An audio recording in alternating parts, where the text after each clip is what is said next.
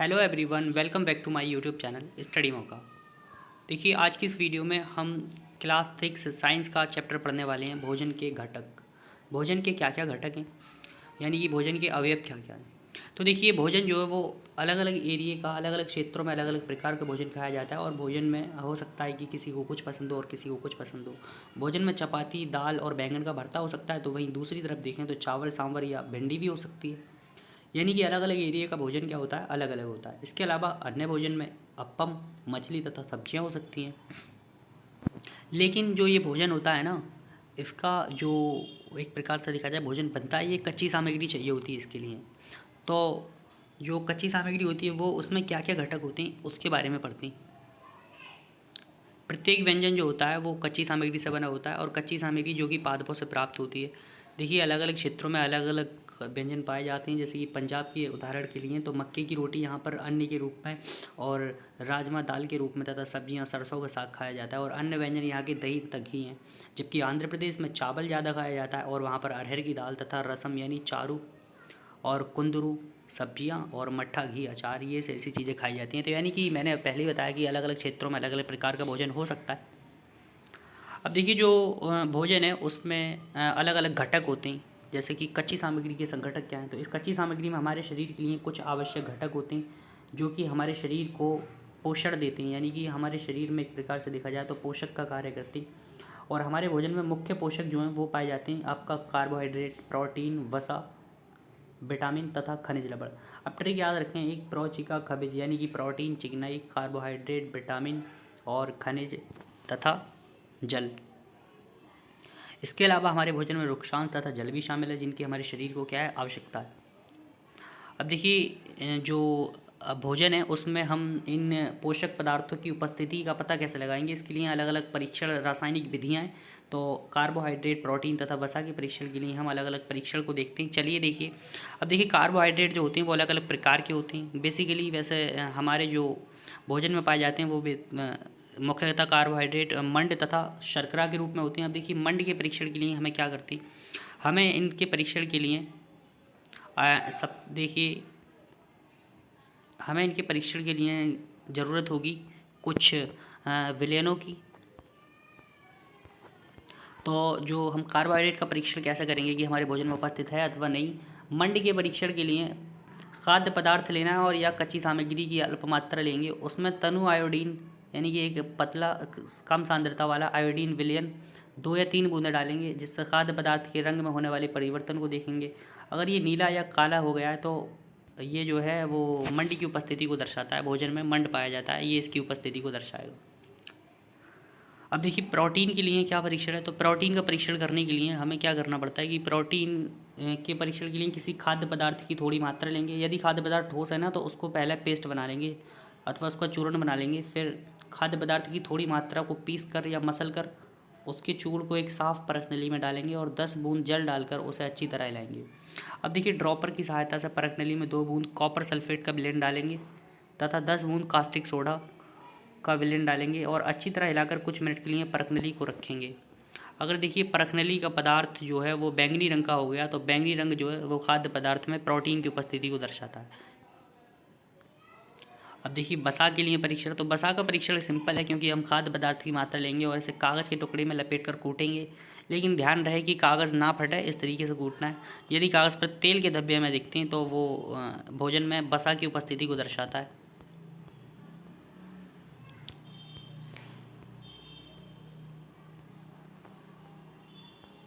कागज़ में वो तेल का धब्बा वसा की उपस्थिति को दर्शाएगा।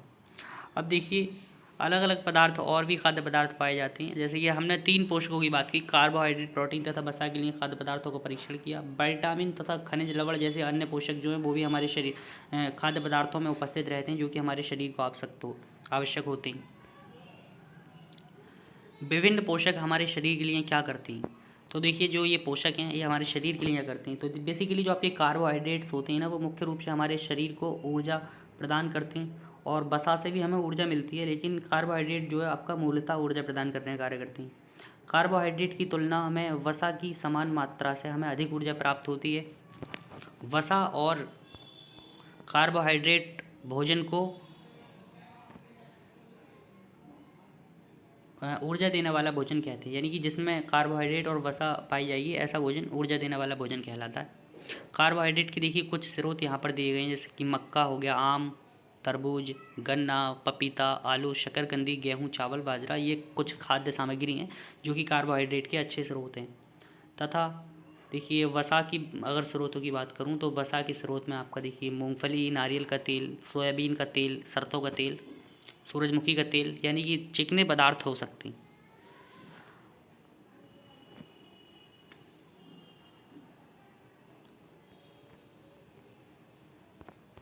अब देखिए वसा के जंतु स्रोत क्या हो सकते हैं? अंडा हो सकता है आपका, मछली हो सकती है, मांस हो सकता है, घी, दूध, मक्खन, ये सब वसा के स्रोत हो सकते हैं। अब देखिए हमने पढ़ लिया विभिन्न पोषक पदार्थ करते क्या हैं हमारे शरीर में। देखिए प्रोटीन के स्रोत क्या क्या हो सकते हैं, तो बेसिकली जो दलहनी पदार्थ होते हैं वो हमारे शरीर में प्रोटीन का कार्य करते हैं, प्रोटीन हमारे शरीर को प्रदान करते हैं, जैसे कि सोयाबीन, मटर, राजमा और अंकुरित अनाज जैसे कि आपका चना हो गया। और जो अंडा, दूध तथा मांस, मछली जो है ये सब प्रोटीन के एक अच्छे स्रोत हैं। अगर विटामिन बी के स्रोत की बात करें तो देखिए आपका यकृत हो गया, चावल हो गया, गेहूँ हो गया। विटामिन ए के स्रोत गाजर, पपीता और आम तथा दूध, मछली का तेल।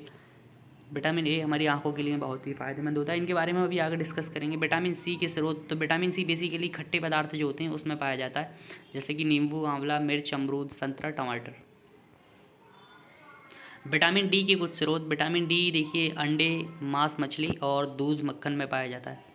अब देखिए प्रोटीन की हमारे शरीर को क्यों आवश्यकता होती है, क्योंकि प्रोटीन जो है वो हमारे शरीर की वृद्धि तथा स्वस्थ रहने के लिए उपयुक्त होती है। प्रोटीन युक्त भोजन को प्रायः शरीर वर्धक भोजन कहते हैं।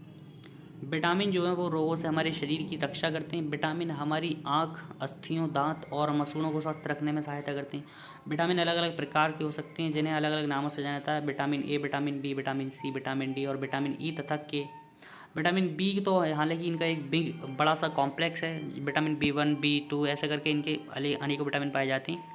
हमारे शरीर को सभी प्रकार के विटामिनों की अल्प मात्रा में यानी कम मात्रा में आवश्यकता होती है। विटामिन ए जो है वो हमारी त्वचा तथा आँखों को स्वस्थ रखता है और विटामिन सी हमारे रोगों से लड़ने में हमारी मदद करता है। विटामिन डी जो है हमारी अस्थियों और दांतों के लिए कैल्शियम का उपयोग करने में हमारे शरीर की सहायता करता है। देखिए जो विटामिन में पाए जिस मतलब विटामिन के जो अच्छे स्रोत हैं वो हमें यहाँ पर दिए गए हैं, जैसे कि आपका आयोडीन के स्रोत हैं आपके कुछ, देखिए हरी सब्जियाँ और अदरक वगैरह, मांस, मछली। फास्फोरस के स्रोत, ये खनिज लवण वगैरह आपके हैं, ये खनिजों के स्रोत हैं, सॉरी। हमारे शरीर को खनिज लवणों की आवश्यकता भी होती है, क्योंकि शरीर के उचित विकास तथा अच्छे स्वास्थ्य के लिए प्रत्येक खनिज लवण ज़रूरी है।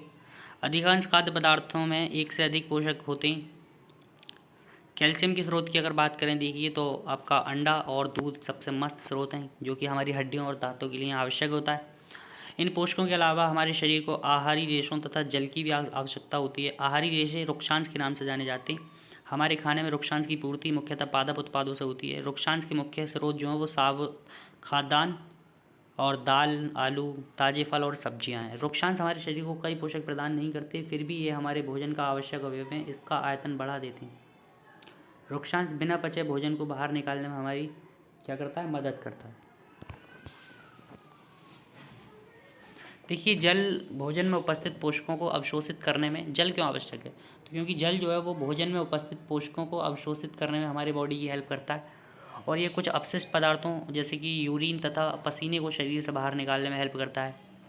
अगर देखिए हमारी बॉडी में, शरीर में जल में जितनी जल की आवश्यकता होगी वह हमें उन वस्तुओं से प्राप्त होती है जिन्हें हम द्रव के रूप में लेते हैं, जैसे कि जल, दूध, चाय और आदि।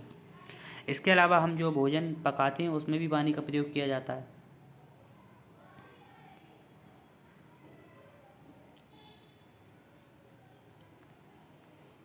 अब देखिए दालें, मूंगफली, सोयाबीन, अंकुरित अनाज जैसे कि मूंग व चना और किण्वित भोजन, जैसे कि दक्षिण जो साउथ एरिया है ना आपका, साउथ इंडिया हमारा, वो भोजन उसमें इडली, आटे का मिश्रण और केला, पालक, सत्तू, गुड़ उपलब्ध सब्जियाँ, इसी प्रकार के अन्य भोजन कई पोषक उपलब्ध कराती हैं। अब देखिए एक बैलेंस डाइट क्या होती है, संतुलित आहार क्या होता है। संतुलित आहार क्या हो सकता है, आपसे पूछा जा सकता है कि संतुलित आहार को परिभाषित कीजिए आपके एग्जाम में। सामान्यतः पूरे दिन में जो कुछ भी हम खाते हैं उसे आहार कहते हैं, ठीक है। और हमारे शरीर की वृद्धि और अच्छे स्वास्थ्य को बनाए रखने के लिए हमारे आहार में वे सभी पोषक तत्व उचित मात्रा में होने चाहिए जिनकी हमारी बॉडी को ज़रूरत है। कोई भी पोषक तत्व ना आवश्यकता से अधिक और ना कम। यदि वो इस प्रकार से हमारे भोजन में उपलब्ध हैं तो उसको हम एक संतुलित आहार कहते हैं। इस प्रकार के आहार को संतुलित आहार कहेंगे।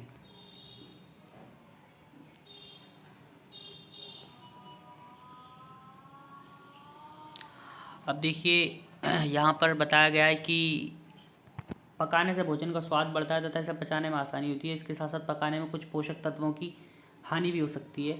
यदि भोजन पकाने में अत्यधिक जल का उपयोग किया जाता है और बाद में उसे फेंक दिया जाता है तो कोई लाभदायक प्रोटीन जो है और खनिज लवण जो है वो नष्ट हो जाते हैं, उनकी हानि हो जाती है। पकाने में विटामिन सी आसानी से गर्मी से नष्ट हो जाता है। आहार में हम फल और कच्ची सब्जियाँ जो है हमारे लिए इसलिए आवश्यक हो जाती हैं। देखिए, एक कटोरी कार्बोहाइड्रेट भोजन की अपेक्षा, ये तो आपका एक क्रियाकलाप है। अब देखिए यदि ये पोषक तत्व ना हो तो हमारे शरीर में कुछ रोग हो जाते हैं जिनको अभावजन्य रोग कहते हैं। यदि अब देखिए अगर किसी भी पोषक के अभाव से रोग हो रहे हैं तो उसको अभावजन्य रोग कहते हैं। जैसे कि आपके कोई व्यक्ति अपने भोजन में पर्याप्त प्रोटीन नहीं ले रहा है तो उसे कुछ रोग हो सकते हैं, जैसे कि वृद्धि उसकी रुक सकती है, ग्रोथ रुक सकती है, चेहरे पर सूजन, बालों के रंग का उड़ना और त्वचा की बीमारियां हो सकती हैं तथा उसको पेचिश हो सकती है। यदि प्रोटीन तथा कार्बोहाइड्रेट दोनों ही किसी व्यक्ति के आहार से एक लंबे समय तक अनुपस्थित हो रही हों तो उसकी वृद्धि पूरी तरह से अवरुद्ध हो जाएगी, रुक जाएगी और ऐसा व्यक्ति बहुत दुर्बल हो जाएगा और यहाँ लगी इतना दुर्बल हो जाएगा कि वो चलने में भी असमर्थ होगा।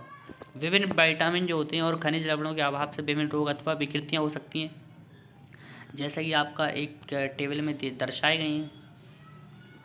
तो विटामिन ए, देखिए विटामिन ए की कमी से आपका क्षीणता, दृष्टिहीनता हो सकती है, कमज़ोर दृष्टि स्किल और अंधेरे रात में कम दिखना, कभी कभी पूरी तरह से दिखाई देना, बेसिकली आँख से संबंधित रोग वो विटामिन ए की कमी से हो सकता है। विटामिन बी1 जिसकी कमी से वेरी रोग हो जाता है और वेरी में होता कुछ यूँ है कि जो हमारी पेशियाँ होती हैं वो दुर्बल हो जाती हैं और काम करने में ऊर्जा की कमी हमको हमारी बॉडी को महसूस होती है। विटामिन सी स्कर्वी रोग फैलाता है। स्कर्वी में जो हमारे दांत के मसूड़े होते हैं उनसे खून निकलता है और घाव भरने में अधिक समय लगता है। विटामिन डी रिकेटस रोग हो जाता है, अस्थियों का मुलायम होकर मुड़ जाना रिकेटस रोग का ये लक्षण है। कैल्शियम की कमी से हमारी हड्डियों का और दंतों का क्षय हो सकता है। कमज़ोर अस्थियाँ और दंत क्षय इसका लक्षण है। और देखिए जो आयोडीन की कमी से घेंगा रोग हो जाता है जिसको गोइटर बोलते हैं। गर्दन की जो ग्रंथि होती है वो फूल जाती है और बच्चों में मानसिक विकलांगता। लोहे की कमी से यदि हमारे बॉडी में जो आयरन खनिज होता है वो ना हो तो अरक्तता हो जाएगी और कमजोरी आएगी। देखिए यहाँ पर एक संस्था का नाम दिया गया है जिसको हम बोलते हैं फस्साई, FSSAI मानकों के अनुसार दृढ़ीकृत खाद्य पदार्थों का लोगो है और खाद्य पदार्थों के सुदृढ़ीकरण से अभिप्राय है कि भोजन जैसे कि चावल, गेहूँ, तेल, दूध और नमक में प्रमुख विटामिन और खनिजों को मिलाकर उसे उत्तम बनाया जाए। तो ये था हमारा पहला चैप्टर। उम्मीद करता हूँ ये वीडियो आपको अच्छी लगी होगी। अगर देखिए वीडियो अच्छी लगी तो चैनल को ज़रूर सब्सक्राइब करें और ये वीडियो अपने दोस्तों के साथ शेयर करें और वीडियो को लाइक करें। धन्यवाद।